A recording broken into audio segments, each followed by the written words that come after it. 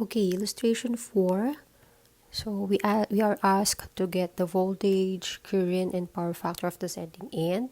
Then there's this three-phase 50 hertz transmission line, 163 kilometers long.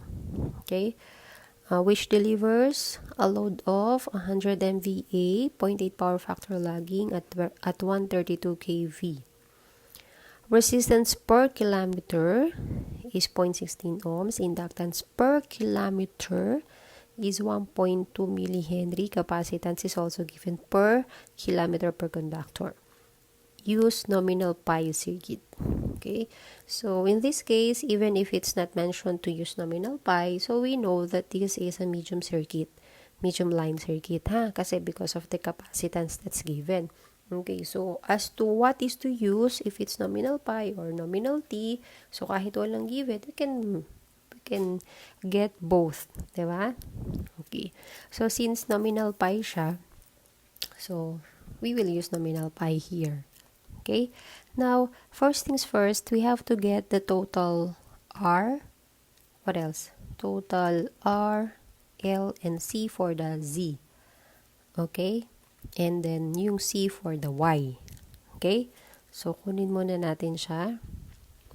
Okay, so for R, the given in R is resistance per kilometer is 0.16. So we will get the total R by multiplying that per kilometer given kasi per unit length So to get the total, we have to multiply it to the line length. Okay? So yung R natin will be 25.6 ohms. Okay? 25.6. And then for your inductance, so we get the inductive reactance. Ang given here is 1.2 millihenry inductance. So this 1.2 millihenry converted natin to XL, okay, so 2 pi FL. So since this is per kilometer, so again we have to multiply it to the line length to get the total X. For the total Y, okay, given here is 0.082 microfarad. Okay, so per kilometer din siya. So since that's capacitance, we make these two capacitive reactance. So and then from capacitive reactance, we get the admittance. Okay, so this is time, and then multiply it to the line length again to get the total admittance, which is purely capacitance dito, no? Okay, so we now have your total R, X, and Y. So we can now get the Vs and Is that we're looking for, okay, using the nominal pi circuit. And diba, we have a standard matrix format for that, or equation, diba, for nominal pi. So here are they. Okay, so we have our Vs and ABCD parameters. Okay, so maybe one by one we get those parameters, no? So siguro yung YZ over 2 plus 1, which is our A and D, no? So our Y as computed, total Y is J 4.12 negative 4. Okay, so remember how these ABCD parameters are in general are complex numbers. Okay, so we are now dealing with complex quantities. Okay, so this is your Y, and your Z is R plus XL, so 25.6, and then J 60.32. Okay, and then over 2 plus 1. Okay, so you might have to store that in your calculator muna. Okay, and then for the next parameter, which is C, so plug in mo lang yung Y and Z again. Okay, so and then store mo muna, and then for your IR, we get our IR, okay, as like that. So again, power factor is lagging, no? Lagging. Why is it so? Now if it's leading, you don't have to factor in negative there, so please take note of that. Okay, so again, store in C, and then what else do we need? So I think we're good to go, no? Plug in everything there.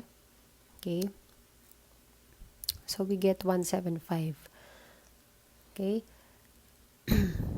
kilovolts. Okay, so that's our VS. Now for our IS, we just have to make use of CVR plus DIR, no? Yan. So we get the line to line. Take note that these are line to line voltages and currents of the sending end of the transmission line. Okay, so VS and IS, line to line. Okay, next, I think we have to get the power factor now.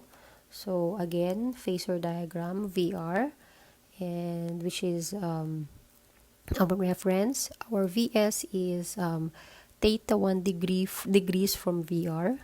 Okay, so we'll get again VS, I mean theta 1 from our calculated VS. And then your IS now here is not equal to IR anymore, because this is now medium transmission line in a pi circuit, no?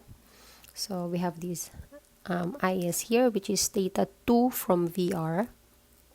So again, but